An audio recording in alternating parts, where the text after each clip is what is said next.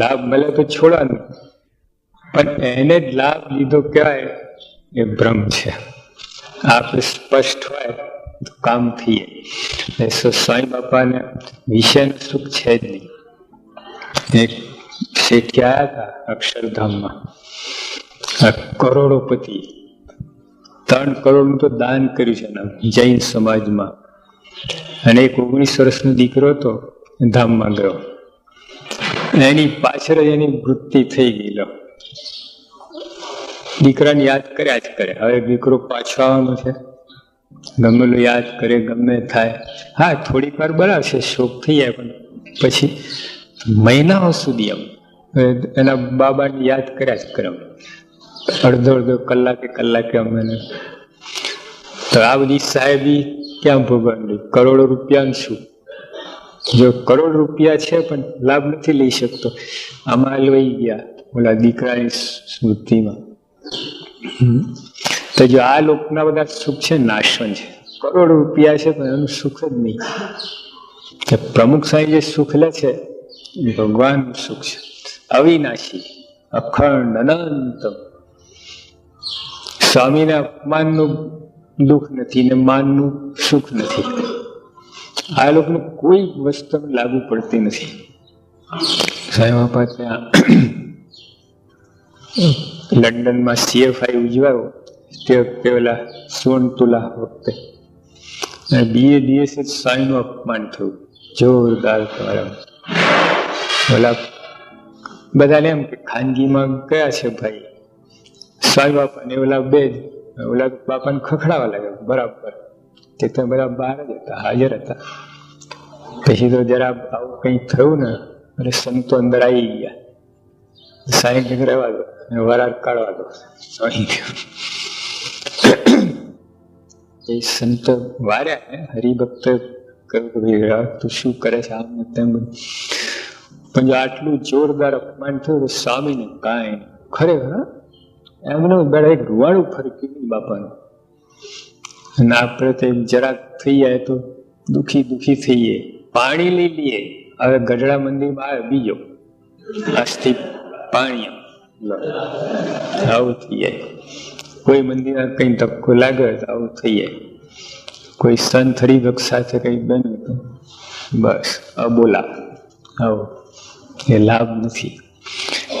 તો જો સ્વામી બાપાને આવું અપમાન થયું તો એનું અપમાન લાગતું નથી. પ્રમાણ આપણે ભાઈ છે મુંબઈમાં, મોટા કરોડપતિ છે. ત્યાં બાપાનું ઓપરેશન કર્યા પછી ત્યાં બાપા આરામમાં હતા. પછી ઓલા એક ભાઈ પરમાનભાઈના મિત્ર જ હતા, મોટા મિનિસ્ટર હતા. એ આ સ્વામી બાપાની તબિયત જોવા આવેલા. તબિયત જોઈને બાજુ માર્યો, ખખડાવા લાગ્યા બાપાને. હા, જોવા હવે પરમાનભાઈ આટલા મોટા એના મિત્ર કેવા હોવા જોઈએ, વિવેકી આમ. એટલે તું તબિયત જોવા તે તો ભાન રાખ. તે ખખડાવા લાગ્યો, ખૂબ ખખડાયા. સ્વામી એક શબ્દ બોલ્યા નથી. બે ફામ ઓલા તો ખોટા પાયા વિનાના આક્ષેપો આખ્યા જ કરે. તમે આવા ને આવું ને આમ કર્યું ને આમ ને ફલાણા. આખા હિન્દુસ્તાનના બધાનું બધું એમના પઠાલ્યું. બાપા કાંઈ બોલ્યા નહીં. પછી એ ભાઈ સત્તાથી ઉતરી ગયા. નેરોબીમાં બાપાની જયંતિ ઉતરી ને તે અમે ગયા હતા. તો બાપા સ્ટેજ ઉપર બેઠા હતા અને પેલા આયા. બાપા ઉભા થઈને એને હાર તોરા કર્યા. જેને સામું ના જોઈ શક્યા એવા આવાનું જોઈને હું ને એના દર્શન તે દુઃખદાય ના થાય તો ના કીજીએ. આવું એના શું એના દર્શનથી ફાયદા શું? તો સ્વામી બાપા એને સન્માન કર્યું, હાર તોરા કર્યા. બાપા બેઠા, એમને બેસાડ્યા. CM કાકા આવ્યા. વળી બાપા ઉભા થયા, એમને બોલાવીને ઓળખાણ કરાઈ. બાપા બેઠા. ફરી થોડી વાર પછી મહેન્દ્રભાઈ આવ્યા. બાપા ફરી ઉભા થયા ને ઓળખાણ કરાઈ. કઈ લેશ માત્ર અપમાનનું સાય નહીં. આ પુરુષે ને આવી બધી વસ્તુ ભૂલી જાય છે. સ્વયં ભૂલકણા છે, હા, મહાભૂલકણા. પણ આવ અપમાન થાય ને બધું ભૂલી જાય, મનમાં યાદ જ નથી રાખતા. ત્યારે આપણે વગર ડાયરી વગર નોટ કરે બરાબર, એટલું ઘોટી ઘોટીને પાકું કર્યું હોય ને, અને લાગ આવે તારે બરાબર ઊંધું વારી દઈએ. જ્યાં ભૂલવાનું છે આપણે ભૂલતા નથી, અને જે યાદ રાખવાનું યાદ રાખતા નથી. અહીંયા ફેર છે, દેખાય બધા સરખા છે. બાપાને આપણામાં કાંઈ ફેર આમ તો દેખાતું નથી. એમને ભૂખ તરસ લાગે છે ને, નિંદ્રા આવે છે ને, બધું થાય છે, થાક લાગે આપણને, પણ ફેર અહીં પડી જાય છે. ભૂલવા જેવી વસ્તુ ભૂલી જાય છે, યાદ રાખે છે યાદ રહે છે. ઉપકારો બધા યાદ રહે, કોઈ કામના માટે આટલું કર્યું યાદ રહે, આપણે એ નથી રહેતું. એટલે આ રીતે અપમાન થયું તો એનું અપમાન નથી.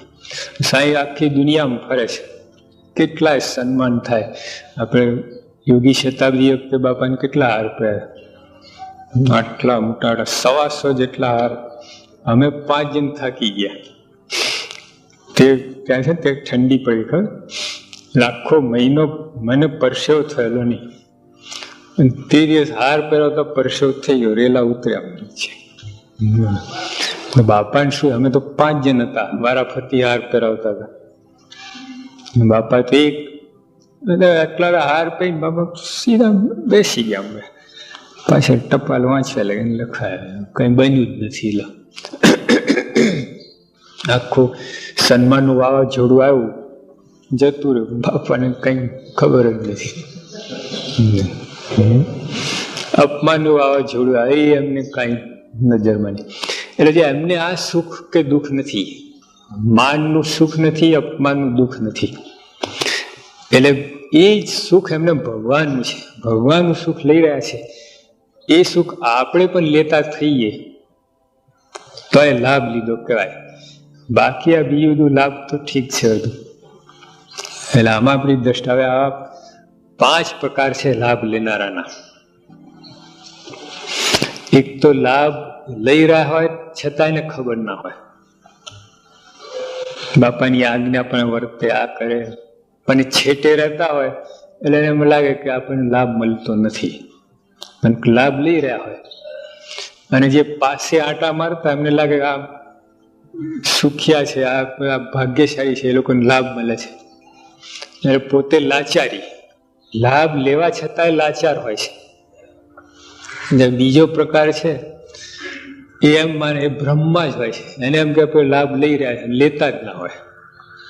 ભેગા ફરતા એટલે લાગે કે આપણે લાભ લઈ રહ્યા છે, પણ બાપાની ઈચ્છા પ્રમાણે, આજ્ઞા પ્રમાણે કંઈ કરતા જ ના હોય. સેવામાં કે જે બાપાની જે રુચિ હોય, કથા અર્થા કરવી, આ કરીએ, કાંઈ નહીં, એમને ફરતા હોય, આંટા મારતા હોય. જમવા ટાણે જમી લે, હુવા ટાણે હુઈ જાય. અને બાપાને જ્યારે દર્શન ના દેવા ત્યારે માથું મારે દર્શન કરવા, લાગે કે લાભ લઈ રહ્યા છે. શાસ્ત્રીમાં જયારે બધા હરિભક્તો બેઠા હોય, સંતો બેઠા હોય, પછી શાસ્ત્રીની ઈચ્છા થાય કે બધા જાય જરા, તો યોગી પહેલા બહાર નીકળી જતા.